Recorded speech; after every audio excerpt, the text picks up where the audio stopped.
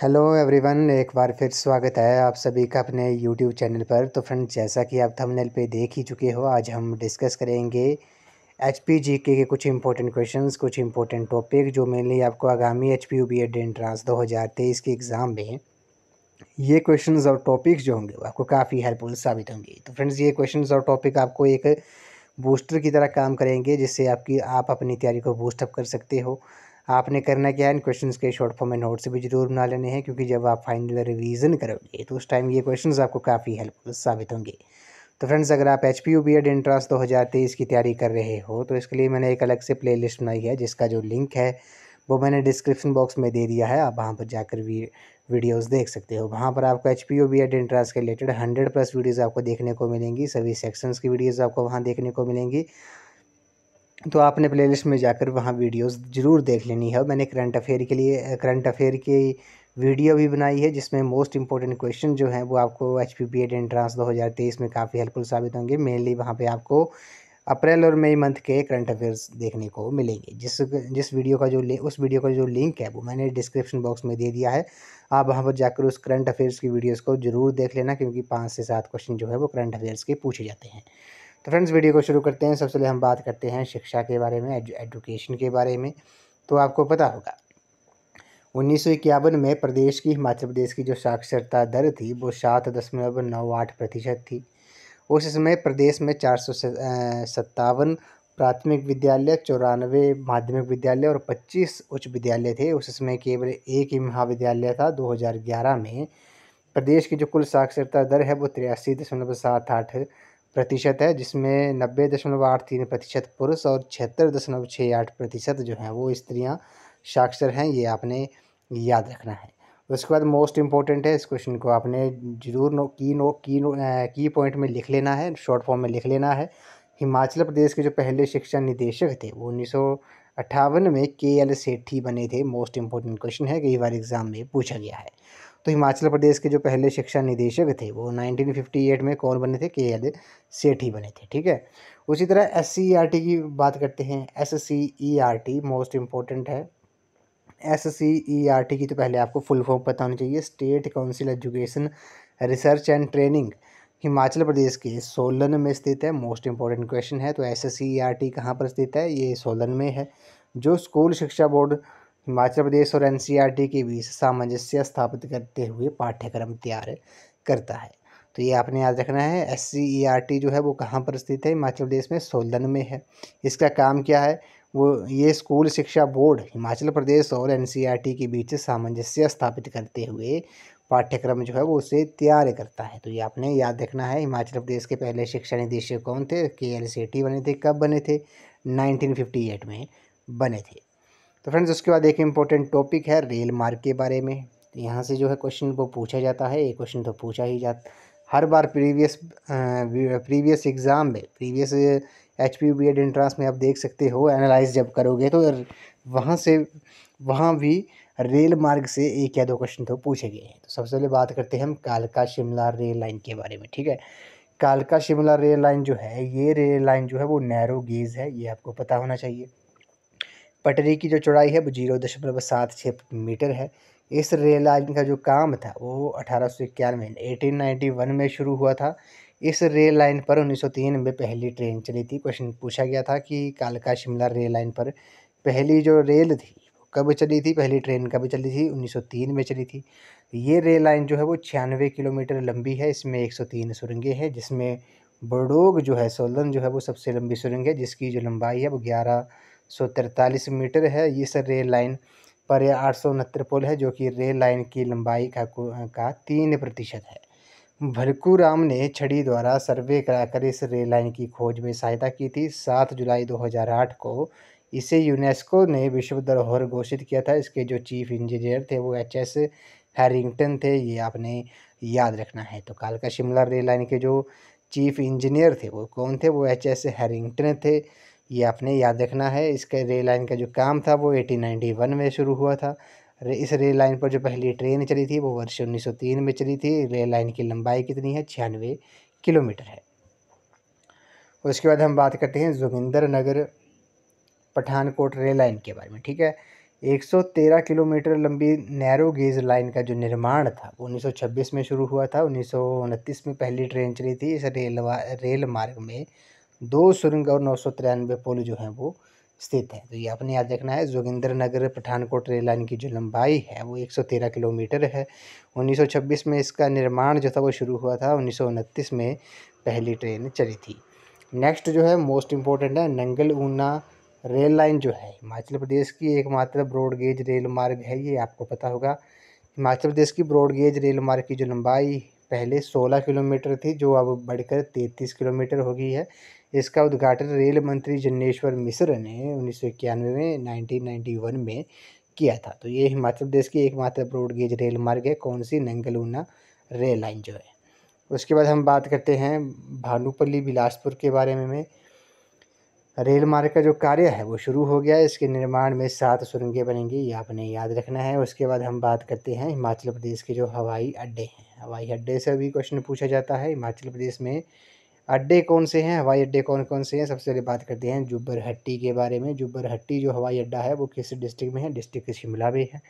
ये 24 मई 1987 से प्रयोग में लाया जाने वाला है और इसकी जो ऊंचाई है समुद्र तल से वो 1546 मीटर है। ये आपने याद रखना है।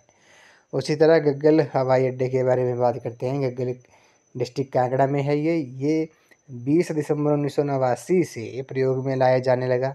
ये हिमाचल प्रदेश का सबसे बड़ा हवाई अड्डा है। 770 मीटर जो है वो इसकी ऊंचाई है। ये आपने याद रखना है। हिमाचल प्रदेश का जो सबसे बड़ा हवाई अड्डा है वो गग्गल हवाई अड्डा है, डिस्ट्रिक्ट कांगड़ा में है। 20 दिसंबर 1989 से ये प्रयोग में लाया जाने लगा है और इसकी जो समुद्र तल से ऊंचाई है वो 770 मीटर जो है वो इसकी हाइट है।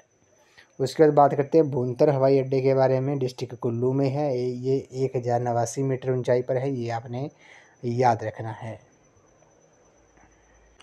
अब कुछ क्वेश्चन डिस्कस कर लेते हैं। कुफरी निम्न में से किसके नज़दीक है? तो कुफरी आपको पता है ये डिस्ट्रिक्ट शिमला के नज़दीक है। शिमला के नज़दीक है। अब कुफरी में क्या क्या है? कुफरी फेमस क्यों है, किसके लिए है? तो सबसे पहले आपको पता होना चाहिए सेंट्रल पोटैटो रिसर्च इंस्टीट्यूट, केंद्रीय आलू अनुसंधान केंद्र जो है वो शिमला के कुफरी में ही स्थित है। ये आपने याद रखना है। इससे पहले ये पटना हुआ करता था। पटना के बाद इसे स्थानांतरित किया गया शिमला के कुफरी में। तो ये आपने याद रखना है। सेंट्रल पोटैटो रिसर्च इंस्टीट्यूट जो है, केंद्रीय आलू अनुसंधान केंद्र जो है वो कहाँ पर स्थित है? वो कुफरी में स्थित है, डिस्ट्रिक्ट शिमला में। अगले प्रश्न पे चलते हैं। इसमें बोला गया है कि विश्व में सबसे पुराने लोकतंत्र के नाम से प्रसिद्ध मलाना नामक स्थान जो है वो किस जिले में स्थित है? तो आपको पता है मलाना जो है विश्व का सबसे पुराना लोकतंत्र है। किस डिस्ट्रिक्ट में है? ये डिस्ट्रिक्ट कुल्लू में है। ऑप्शन नंबर बी इस क्वेश्चन का करेक्ट आंसर है। अगले प्रश्न में चलते हैं। चोलंग चोटी जो है वो हिमाचल प्रदेश के किस जिले में स्थित है? तो चोलंग चोटी के बारे में बात करते हैं।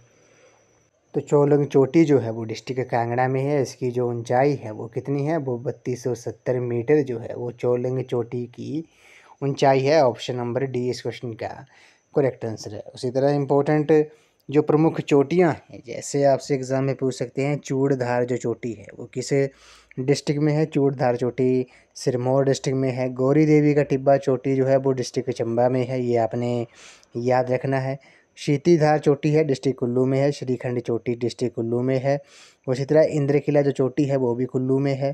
ठीक है। उसी तरह इंद्रासन जो है वो आपकी कहाँ पर है? वो कुल्लू में है। ये आपने याद रखना है। गेफांग चोटी लाहौल स्पीति में है। उसी तरह शिला जो चोटी है हिमाचल प्रदेश की जो सबसे ऊंची चोटी है वो शिला है, वो डिस्ट्रिक्ट किन्नौर में है। 7026 मीटर जो है वो उसकी ऊंचाई है। तो ये आपने याद रखना है।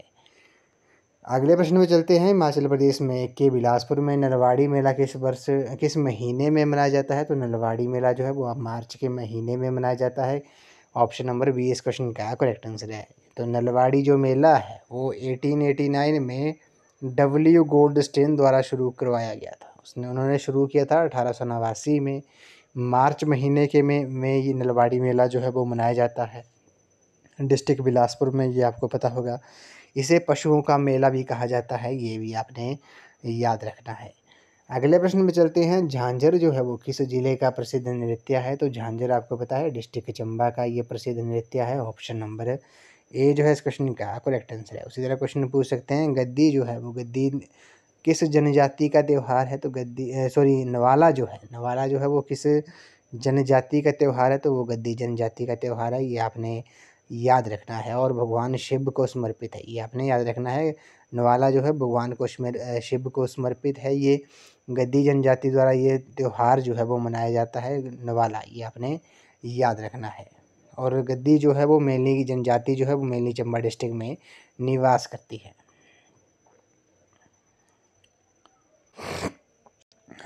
उसके बाद हम बात कर लेते हैं हिमाचल प्रदेश की नदियों के बारे में। तो आपको पता है हिमाचल प्रदेश में मुख्य 5 नदियाँ बहती हैं, रावी, चेनाब, व्यास, सतलुज और यमुना। 5 प्रमुख नदियाँ हैं। अब इनको हम थोड़ा डिटेल में डिस्कस कर लेते हैं। सबसे पहले बात करते हैं व्यास नदी के बारे में। व्यास नदी का जो वैदिक नाम है वो अर्जकिया है, संस्कृत नाम विपाशा है। इसका जो उद्गम स्थान होता है वो पीर पंजाल श्रृंखला में रोहतांग दर्रे के समीप ब्यास कुंड से होता है। इसकी जो सहायक नदी है वो कौन सी है? पार्वती, ऊहल, हुरला, सैंज, सुकेती, लूनी, बाणगंगा, विनवा, चक्की, न्यूगल, गज, डहर, मानखड़ी, ये जो है वो व्यास की प्रमुख सहायक नदियाँ हैं। हिमाचल में 256 किलोमीटर की दूरी ये तय करती है। जल ग्रहण क्षेत्र जो है 1200 वर्ग किलोमीटर है। बजौरा नामक स्थान पर मंडी जिला में प्रवेश करती है और संधोल में मंडी छोड़कर पंजाब कांगड़ा जिले में प्रवेश करती है। कांगड़ा जिला के इंदौरा और मिर्थिल के मध्य ये नदी पूर्व से पश्चिम की ओर बहती है। कांगड़ा जिले के मिर्थिल नामक स्थान पर पंजाब में प्रवेश करती है। पंजाब के फिरोजपुर जिले के हरी का पतन नामक स्थान पर सतलुज नदी में विलीन हो जाती है, मिल जाती है। तो फ्रेंड्स इनको हम थोड़ा डिटेल में डिस्कस कर रहे हैं क्योंकि नदियों से भी क्वेश्चन हर बार पूछा जाता है। इस बार भी 1 या 2 क्वेश्चन तो पूछे ही जाएंगे। उसके बाद बात करते हैं चिनाब नदी के बारे में। चिनाब नदी का जो वैदिक नाम है वो अस्कनी है, संस्कृत नाम चंद्रभागा है। बारालाचा दर्रे की विपरीत दिशाओं को निकलने वाली 2 नदी धाराओं चंद्रा और भागा के तांडी नामक स्थान पर मिलने से बनती है। तो ये आपने याद रखना है। चंद्रा और भागा जो नदियां हैं वो किस स्थान पर मिलती हैं? तो चंद्रा और भागा जो नदियां हैं वो तांडी नामक स्थान पर मिलती हैं, डिस्ट्रिक्ट लाहौल स्पीति में, ये आपने याद रखना है। ऐसा माना जाता है कि द्रौपदी का जो दाह संस्कार हुआ था वो भी तांडी नामक स्थान पर ही हुआ था। तो चिनाब की जो सहायक नदियां हैं वो कौन कौन सी है? मियार नाला हो गया, सैचर नाला हो गया। हिमाचल प्रदेश में 122 किलोमीटर की दूरी तय करती है। जल ग्रहण क्षेत्र जो है वो 7500 वर्ग किलोमीटर है। पांगी घाटे के भुजिंड नामक स्थान पर चंबा जिले में प्रवेश करती है। संसारी नाला में चंबा जिला छोड़कर कश्मीर की पोडर घाटी में प्रवेश करती है। जल घनत्व की दृष्टि से हिमाचल प्रदेश की सबसे बड़ी नदी है, ये आपने नोट डाउन कर लेना है। अगर क्वेश्चन पूछा जाता है कि डेंसिटी के हिसाब से, जल घनत्व के हिसाब से हिमाचल प्रदेश की जो सबसे बड़ी नदी है वो कौन सी है? तो जल घनत्व के हिसाब से सबसे बड़ी नदी जो है वो चिनाब नदी है। और सबसे लंबी नदी जो है हिमाचल प्रदेश की वो सतलुज है। सबसे छोटी कौन सी है? यमुना नदी है। अगले प्रश्न पे चलते अगले जो नदी है मोस्ट इम्पोर्टेंट है रावी नदी के बारे में। रावी नदी का जो वैदिक नाम है वो पुरुषणी है।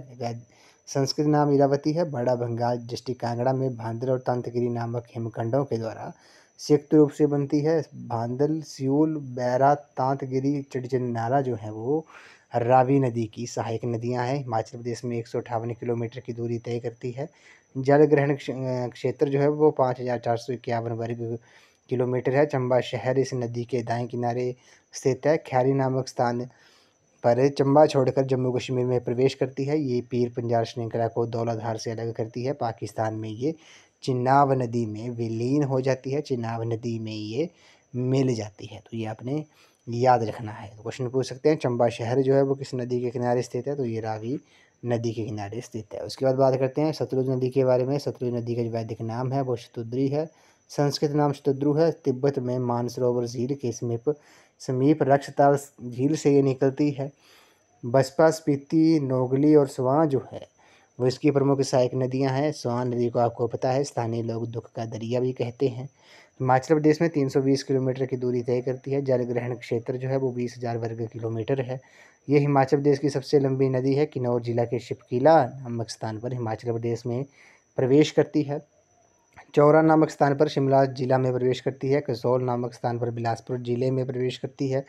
भाखड़ा नामक स्थान पर हिमाचल छोड़कर पंजाब में प्रवेश करती है। एशिया का सबसे ऊंचा भाखड़ा बांध जो है वो इस नदी पर 1963 में बनाया गया है। भाखड़ा बांध की जो ऊंचाई है वो 226 मीटर है, ये आपने याद रखना है। हिमाचल प्रदेश की जो सबसे बड़ी कृत्रिम झील है गोविंद सागर भी इसी नदी पर स्थित है, ये भी आपने याद रखना है। और ये नदी अंत में अंततः ये नदी सिंधु नदी में विलीन हो जाती है, ये आपने याद रखना है। उसी तरह आपसे अगर क्वेश्चन पूछा जाता है कि खूनी नदी जो है वो सतलुज नदी को ही जाना जाता है खूनी नदी के नाम से।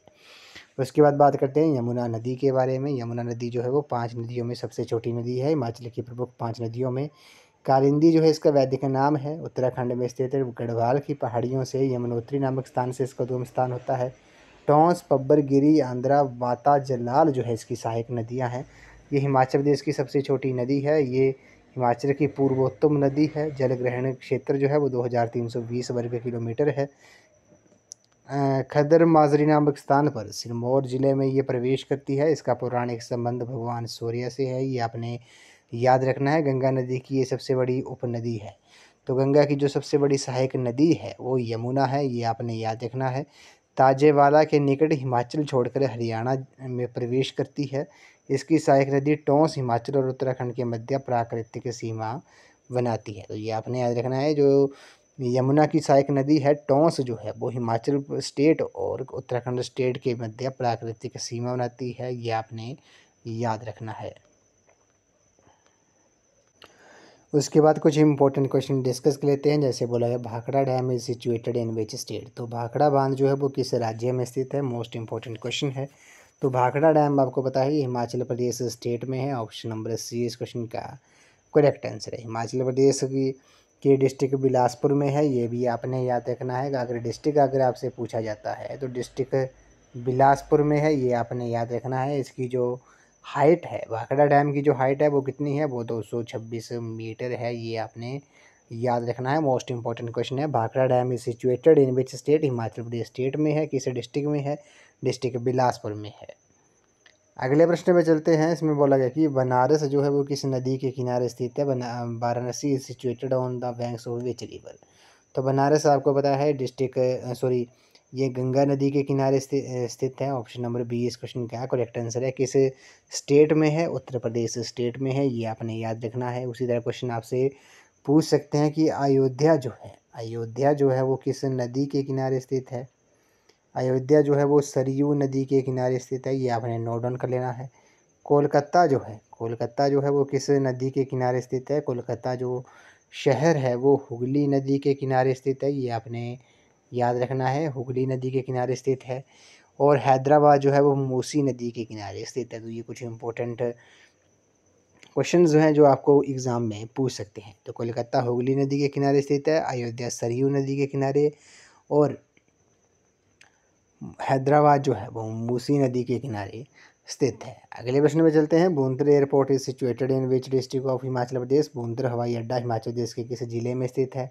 अभी हमने डिस्कस किया भूंतर हवाई अड्डा जो है वो डिस्ट्रिक्ट कुल्लू में है। ऑप्शन नंबर बी इस क्वेश्चन का करेक्ट आंसर है। हिमाचल प्रदेश का जो सबसे बड़ा हवाई अड्डा है वो गग्गल हवाई अड्डा है, डिस्ट्रिक्ट कांगड़ा में है। जुब्बरहट्टी हवाई अड्डा जो है वो डिस्ट्रिक्ट शिमला में है, ये आपको पता होगा। भूंतर हवाई अड्डा जो है वो हिमाचल प्रदेश के कुल्लू डिस्ट्रिक्ट में है। अगले प्रश्न में चलते हैं। हिमाचल प्रदेश की एकमात्र ब्रॉडगेज रेलवे लाइन कौन सी है, which is the only broad gauge railway line in Himachal Pradesh. तो ये क्वेश्चन अभी हमने डिस्कस किया थोड़ी देर पहले ही। तो ये आपकी ऊना जो है इस क्वेश्चन का करेक्ट आंसर है। हिमाचल प्रदेश की एकमात्र ब्रॉडगेज रेलवे लाइन जो है वो कौन सी है, वो ऊना है। कालका शिमला रेल लाइन जो है एक वो होगी, एक जोगिंदरनगर पठानकोट रेलवे लाइन होगी। तो अब जो एकमात्र ब्रॉडगेज रेलवे लाइन है वो ऊना है, ये आपने याद रखना है। टोटल जो इसकी लंबाई है वो कितनी है, वो 33 किलोमीटर है। 1991 में इसका जो उद्घाटन था वो जन्नेश्वर मिश्र रेल मंत्री जन्नेश्वर मिश्र द्वारा किया गया था। अगले प्रश्न पे चलते हैं। चंबा का जो मिंजर मेला है वो कब लगता है, मोस्ट इंपॉर्टेंट क्वेश्चन है। When does Chamba Minjar fair take place, तो चंबा का जो मिंजर मेला है वो अगस्त महीने में लगता है। ऑप्शन नंबर डी इस क्वेश्चन का करेक्ट आंसर है। ये एक अंतर्राष्ट्रीय मेला है, ये आपने याद रखना है। क्वेश्चन अगर आपसे पूछा जाता है कि चंबा के मिंजर मेले में किसकी पूजा की जाती है, तो ये आपने याद रखना है। चंबा के मिंजर मेले में वरुण देव की पूजा की जाती है, ये आपने नोट डाउन कर लेना है। मोस्ट इंपॉर्टेंट क्वेश्चन है। तो चंबा के मिंजर मेले में किसकी पूजा की जाती है, वरुण देव की जाती है पूजा। मिंजर का अर्थ क्या होता है, मक्की के फूल होता है, ये भी आपने याद रखना है। अगले प्रश्न पे चलते हैं। नालदेहरा पिकनिक रिजॉर्ट जो है वो हिमाचल प्रदेश के किस जिले में स्थित है। Naldehra picnic resort is situated in which district of Himachal Pradesh, तो नालदेहरा पिकनिक रिजॉर्ट जो है वो आपका डिस्ट्रिक्ट शिमला में है। ऑप्शन नंबर डी इस क्वेश्चन का करेक्ट आंसर है। अगले प्रश्न पे चलते हैं। हिमाचल प्रदेश के प्रथम मुख्यमंत्री कौन थे? Who was the first chief minister of Himachal Pradesh? तो हिमाचल प्रदेश के जो प्रथम मुख्यमंत्री थे वो डॉक्टर यशवंत सिंह परमार थे। डॉक्टर वाई एस परमार जो है इस क्वेश्चन का करेक्ट आंसर है। डिस्ट्रिक्ट सिरमौर से ये बिलोंग करते थे, ये भी आपने याद रखना है। हिमाचल प्रदेश के पहले राज्यपाल कौन थे? श्री एस चक्रवर्ती थे। ये भी आपने क्वेश्चन आपसे एग्जाम में पूछ सकते हैं। प्रथम विधानसभा अध्यक्ष जो थे वो पंडित जयवंत राम थे और प्रथम विधानसभा उपाध्यक्ष जो थे वो श्री कृष्ण चंद्र थे, ये आपने याद रखना है। और प्रथम महिला विधानसभा जो अध्यक्ष थी वो कौन थी? वो श्रीमती विद्या स्टोक्स थी। अभी प्रेजेंट में कौन है? प्रेजेंट में जो विधानसभा अध्यक्ष है वो आपके श्री कुलदीप सिंह पठानिया है। प्रेजेंट में हिमाचल प्रदेश के मुख्यमंत्री कौन है? सुखविंदर सिंह सुक्खू हैं। और एजुकेशन मिनिस्टर कौन है? शिक्षा मंत्री कौन है? श्री रोहित ठाकुर हैं।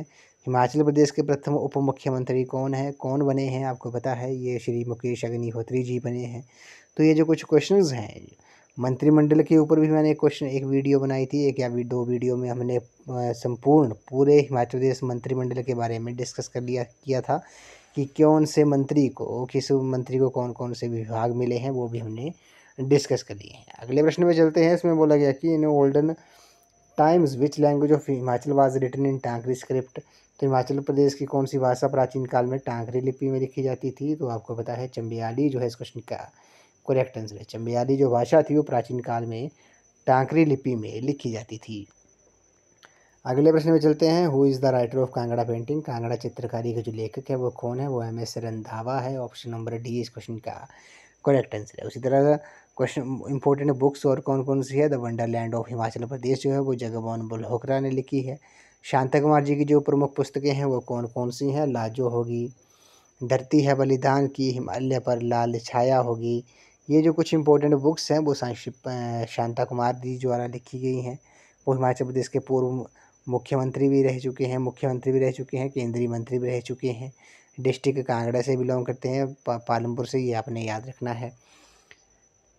अगले प्रश्न में चलते हैं। इसमें बोला गया कि निम्नलिखित में से हिमाचल प्रदेश का जो राज्य पक्षी है वो कौन सा है? Which out of the following is the state bird of the Himachal Pradesh? तो हिमाचल प्रदेश का जो राज्य पक्षी है वो जुजुराना है। ऑप्शन नंबर बी इस क्वेश्चन का करेक्ट आंसर है। अगले प्रश्न में चलते हैं। Who is the present governor of Himachal Pradesh? Himachal Pradesh के वर्तमान राज्यपाल कौन है? ये क्वेश्चन प्रीवियस 2017 के एग्ज़ाम में पूछा गया था। तो अभी प्रेजेंट में कौन है? श्री शिव प्रताप शुक्ल जी प्रेजेंट में हिमाचल प्रदेश के गवर्नर हैं, हिमाचल प्रदेश के राज्यपाल हैं। ये आपने याद रखना है, नोट डाउन कर लेना है। उसी तरह हिमाचल प्रदेश के जो मुख्य सचिव हैं वो श्री प्रबोध सक्सेना है, ये भी आपने याद रखना है। अगले प्रश्न में चलते हैं। पौंग बांध के बनने से कौन सा स्थान जो था वो डूब गया था? Which place was submerged due to the formation of Pong dam? तो गोपीपुर जो है, तो इस क्वेश्चन का जो करेक्ट आंसर है वो आपका ऑप्शन नंबर डी है, देहरा गोपीपुर जो है इस क्वेश्चन का राइट आंसर है। पौंग बांध के बनने से कौन सा स्थान जो था वो डूब गया था? ऑप्शन नंबर डी जो है इस क्वेश्चन का करेक्ट आंसर है। अगले प्रश्न पे चलते हैं। निम्नलिखित में से कौन सी नदी हिमाचल प्रदेश में से होकर नहीं बहती है? Which of the following river does not pass through the Himachal Pradesh? तो हिमाचल प्रदेश की कौन सी नदी जो है वो हिमाचल प्रदेश से होकर नहीं बहती है? गंगा जो है इस क्वेश्चन का करेक्ट आंसर। बाकी यमुना, चिनाब और रावी जो है वो हिमाचल प्रदेश की प्रमुख नदियां हैं। 5 प्रमुख नदियां हैं। कौन कौन सी हैं? चिनाब होगी, रावी होगी, व्यास होगी, सतलुज होगी, यमुना होगी। ये जो है वो 5 प्रमुख नदियां हैं हिमाचल प्रदेश की। तो गंगा जो नदी है वो हिमाचल प्रदेश में नहीं बहती है। अगले प्रश्न में चलते हैं। सतलुज नदी तिब्बत से हिमाचल प्रदेश में किस स्थान से प्रवेश करती है? From which place Sutlej river enters Himachal Pradesh from Tibet? तो ये आपकी शिप्की से प्रवेश करती है। ऑप्शन नंबर ए इस क्वेश्चन का करेक्ट आंसर है। सतलुज नदी जो है तिब्बत से हिमाचल प्रदेश के शिप्की स्थान से प्रवेश करती है। अगले प्रश्न में चलते हैं। निम्नलिखित में से कौन सा स्थान हिमाचल प्रदेश का गुलमर्ग कहलाता है? Which out of the following place is called Gulmarg of Himachal Pradesh? तो खजियार जो है इस क्वेश्चन का करेक्ट आंसर है। खजियार को हिमाचल प्रदेश का गुलमर्ग कहा जाता है। ऑप्शन नंबर सी इस क्वेश्चन का करेक्ट आंसर है। डिस्ट्रिक्ट चंबा में है। ऑप्शन सी इस क्वेश्चन का राइट आंसर है। तो फ्रेंड्स आज की इस वीडियो में बस इतना ही। आज हमने HPGK के कुछ इंपॉर्टेंट क्वेश्चंस, कुछ इंपॉर्टेंट टॉपिक्स डिस्कस किए, डिटेल में डिस्कस किए, ताकि आपको आने वाले एग्ज़ाम में ये क्वेश्चंस और टॉपिक्स जो होंगे वो आपको काफ़ी हेल्पफुल साबित होंगे। तो फ्रेंड्स आपने इन क्वेश्चंस के शॉर्ट फॉर्म में नोट्स तो ज़रूर बना लेने हैं, क्योंकि फाइनल रिवीजन के टाइम ये क्वेश्चंस आपको काफ़ी हेल्पफुल साबित होंगे। तो फ्रेंड्स अगर आप HPU एंट्रेंस 2023 की तैयारी कर रहे हो तो इसके लिए मैंने एक अलग से प्लेलिस्ट बनाई है, जिसका जो लिंक है वो मैंने डिस्क्रिप्शन बॉक्स में दे दिया है। आप वहाँ पर जाकर वीडियोस देख सकते हो। वहाँ पर आपको HPU एंट्रेंस के रिलेटेड 100+ वीडियोस आपको देखने को मिलेंगी। सभी सेक्शंस की वीडियोस आपको वहाँ देखने को मिलेंगी। तो फ्रेंड्स आप मुझे इंस्टाग्राम पर भी फॉलो कर सकते हो। इंस्टाग्राम आईडी को जो लिंक है वो मैंने डिस्क्रिप्शन बॉक्स में दे दिया है। तो फ्रेंड्स आज की इस वीडियो में बस इतना ही। आई होप आपको ये वीडियो पसंद आई होगी। तो वीडियो को लाइक शेयर एंड कमेंट जरूर कर दें। तो थैंक यू फ्रेंड्स।